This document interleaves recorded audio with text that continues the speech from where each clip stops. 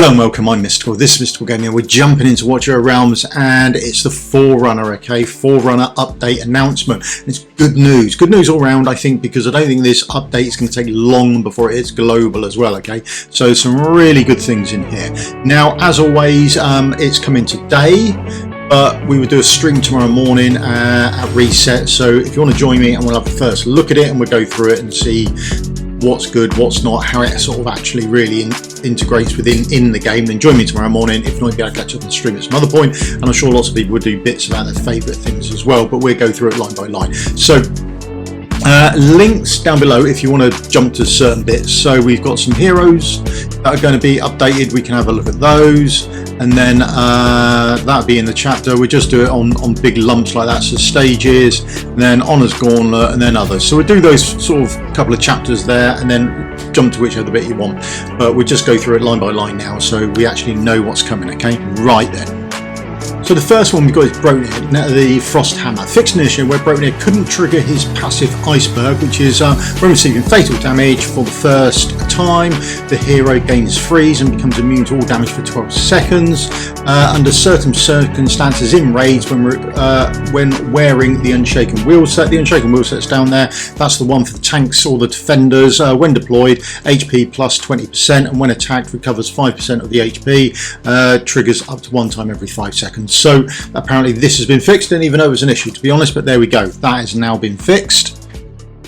So next up we've got Diaochan Moon Radiance. So they've optimized the targeting logic for penetration boost effect of Thorned Rose skill. So the Thorned Rose skill, she's got those two skills, doesn't she, depending on what phase she's in. So she's in the healer phase, she's doing the physical damage and magical damage reduction. If she's in that more attack phase or the Song of Sorrow, she continuously applies penetration increase to 2 other non-healer allies with the highest attack in range. Now I'm assuming this is something like a Nora who's getting it or not getting it, but apparently she was trying to target people who are immune to buffs, and that has now been removed or helped. I don't know. I presume if you've only got 2 there, then there's no options for it to try and do that, but there we go. The other thing is there has been an optimized issue where the stance switching sometimes didn't work correctly during auto fights in the arena. Now this has been fixed, but you do have to re-upload your auto fight records involving this hero, okay? So do make sure you do that. So if you've got any, you have got auto fights in the arena where she's concerned, just make sure you upload them again after the update. Okay, right, next. So the next one is Nerissa, and don't panic, she's not going to nerf or anything like that, they're just changing the description of it. So Awakening 1 description changes from this one we've got here, increases AoE damage reduction from Siren's Song by 10% and expands Abyssal Favors range to adjacent to tiles. Great. So it's now going to become increases AoE damage reduction from Siren's Song by 10% and expands Abyssal Flavors buff range for allies from 1 adjacent tile to 2 adjacent tiles. Okay, that reads better anyway, so maybe it's just a little thing that got lost in translation, but that's a quick change. Nothing really to worry about there or be concerned about. So the next one here is Awaken 3, can't even pull her, let alone get one to Awaken 3, but apparently they're adding a skill correlation for Awakening 3 on the hero page. So as we've got here at the moment, it says healing effect for healing wave will no longer decrease with each bounce. I presume they're going to add in which skills that actually affects on her as well, okay? So again, I don't think anything's actually changing, it's going to be more of a visual effect with this.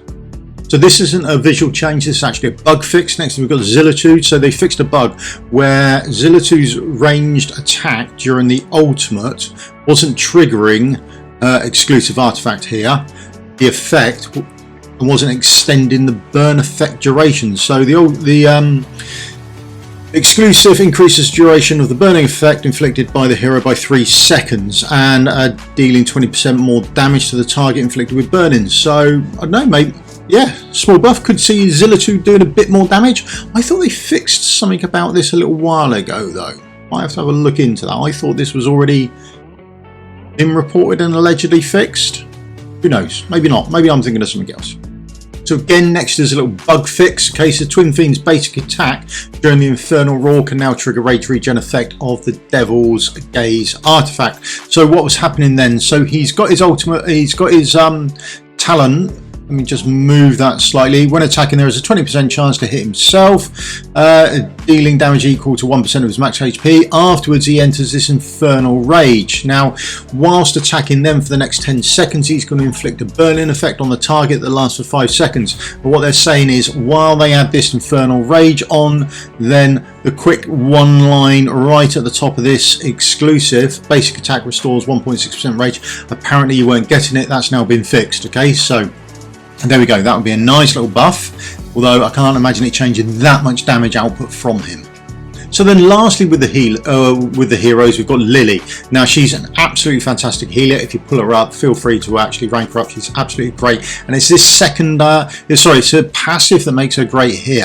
So she prevents incoming fatal damage one time for one ally in range, immediately grants this ally a shield equal to 35% of their max HP for 10 seconds. The effect can only be triggered once every 55 seconds. Okay, so that's what she does. Now there was an issue with this where the fatal damage immunity effect couldn't save allies who died through the damage sharing mechanic, so that's been sorted out now, or apparently will be fixed, so that's good news as well, makes it even better. Okay, one of the heroes I'd like to see, if we're bringing exclusive in for epics, then I would like to see this skill get a decrease in its timings. I think it'd become even better, then even stronger, maybe a little OP. There we go. Right, that's the heroes done. Okay, so the next one, the first of the stages being changed, is the Grimmscale Invasion beta, available after the update today, so that'll be tomorrow morning for me. And then unlock requirements: your guild has once defeated Rayton Bar in the Drake's Chasm, and then you get Nightmare 1. Okay, challenge rules: deploy up to 10 heroes. The boss will mutate at different phases, requiring commanders to balance magic damage and physical damage output while withstanding powerful attacks. So that is Nightmare 1 for Abyss 1 coming out. So there we go, that will hit the streets tomorrow. So next we've got the Halls of Illusion. So they optimize the interface and monsters behavior in the Halls of Illusion. I think the interface is not too bad actually, so nice to see what they're optimizing, and they've adjusted some rewards as well in the halls. So I've still got a lot of rewards to collect at the moment, or at least do, so it'd be interesting to see how that works. So these are the sort of gems we're going to get from there, and maybe they're changing where and what it drops from within individual chests, from depending on what you do. Okay, so there have been some issues, or not some issues, people are putting comments about where they think they should drop and what level of requirement people should need, so we'll have a look to see what's changed on that tomorrow. So I don't really understand this one, so it's going to be interesting to see what happens tomorrow. So they've added new floors 16 to 20. I presume they mean they've changed the floors 16 to 20 because they're already there. And the difficulty curve in Tower of Deception, previous floors will be just adjusted accordingly. So whether they found the bottom levels too hard, I don't know, for people who are just qualifying, so maybe there's a better curve going up now, and whether 16 to 20 have been improved or not, or made easier, I don't know, but we will find out. It says optimized. The other thing they've done is they fixed an auto fight bug in Tower of Deception. The auto fight will be disabled when the recorded heroes don't match the required modifiers. This change, it takes effect next season, so it won't happen this time. Next time round you'll get the change to that, so that'd be quite nice, and then be interesting to see what happens with floors 16 to 20 as well. Okay, so we're getting quite some major changes now to Honor's Gauntlet as well. You're not helping. Now they're increasing the times, which is a plus, so we're getting an hour extra in each slot. Slot 2 is changing quite considerably. It's the time is going an hour later, but is going on for 2 hours longer. So I presume these are trying to marry up better with time zones, so we'll have to wait and see if that actually pans out for people. End of season break extends from 8 days to 15. No idea why. Maybe that would be an improvement, but I can't see what they're going to do within there. Maybe they're changing maps, or I don't know. We'll have to have a look. Wait and see when the season ends to see what will actually happen with that. Okay, and then the biggest part of this is they've added firstly improved matchmaking. The matchmaking is god awful, so they can't do any worse with it. And then they've added gear saving feature, allowing commanders to save hero team gear and artifact configuration. Oh, thank God for that. That's going to make the game this play style a lot better. Now this is what I'm really looking forward to. How sad is that? Okay, added group features for gear plan. So I'm presuming we're going to get another tab over here or something like that, and you can have 10 preset groups available with customizable names. Brilliant.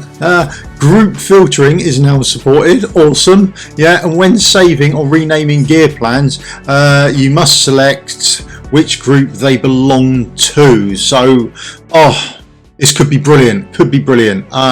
For example, DVG, can you just select your heroes that would have the best BP, click them all as a group and change their gear, do your GVG attacks, come out, and then boom, put all the gear back as to how you actually want them.